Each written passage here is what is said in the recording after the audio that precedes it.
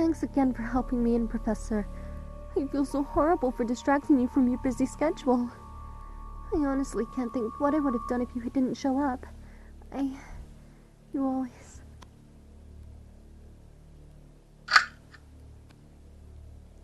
Oh, that? I just locked the door. My neighbor sometimes walks around drunk and sometimes stumbles into the wrong apartment.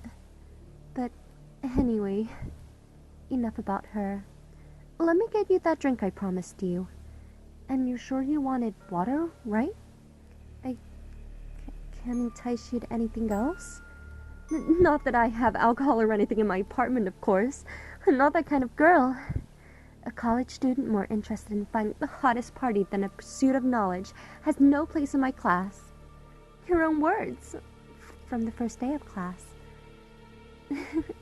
Yeah, I suppose I remember a lot of things you say.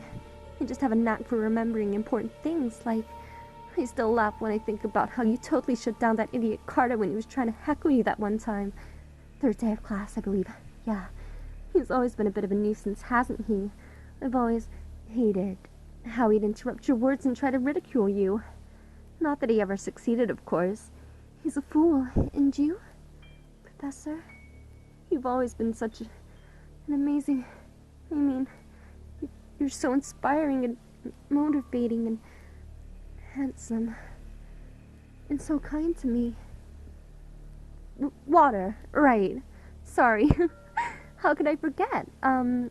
Just 1 second.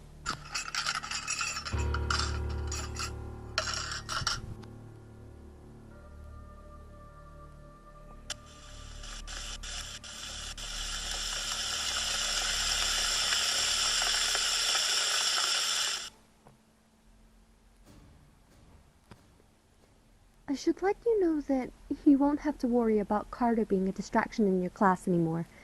I heard he's moving away. Yeah, isn't that pleasant news? And now we won't have to worry about any chatter from him and his idiot gang in the back. I can just focus more on, your words and your class. Your voice. Here's your water. Sorry for the wait. I just had to, prepare it. No, please, drink up. It was no hassle, I promise. Yep. Every last drop. Good, right? Oh, weird. Did it taste funny? I guess the water here tastes funny sometimes. But it goes down smooth, I promise you. Here, I'll take that glass for you. Now then, could I offer you something to eat? Oh, you've got to go? To your girlfriend's house? I wasn't aware that you had a girlfriend. How careless of me.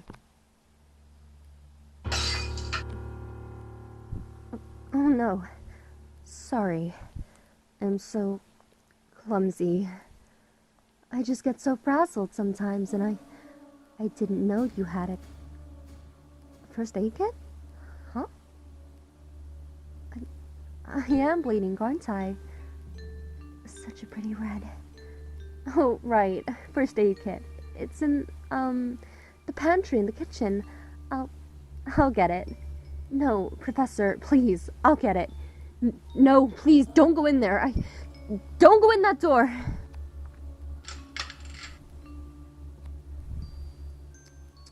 Professor, you weren't supposed to see that. Not yet, anyway. Not until you knew. Who is that? That's Carter, of course. And he's like that because he disrespected you. No one disrespects my professor. After all, I hate the thought of this spoiled little boy speaking back to you of all people when you're so kind and teaches... Where are you going? What do you mean? Why do you want to go? I did this for you. Don't you understand? He's a menace. And the world, our world together, would be a much better place without him. Professor, surely you don't mean that. I'm sure you're just frazzled. You get frazzled too, see? Yet another thing we have in common. We're practically perfect for each other.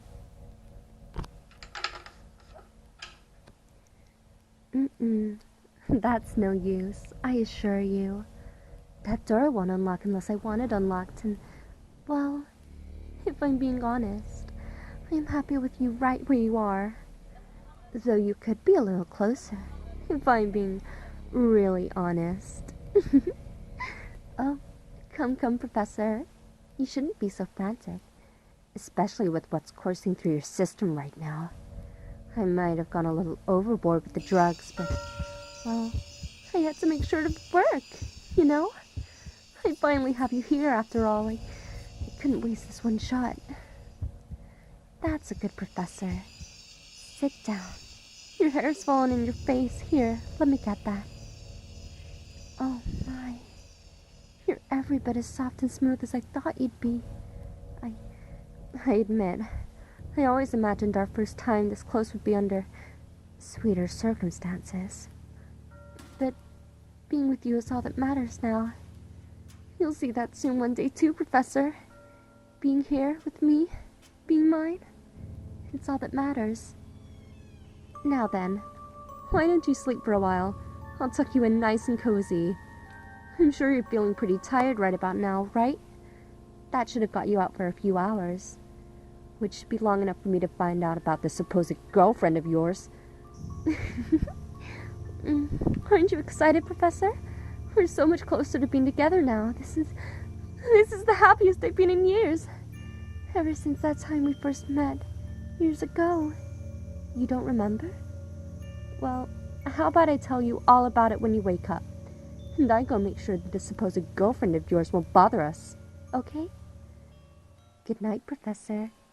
Sweet dreams, my love.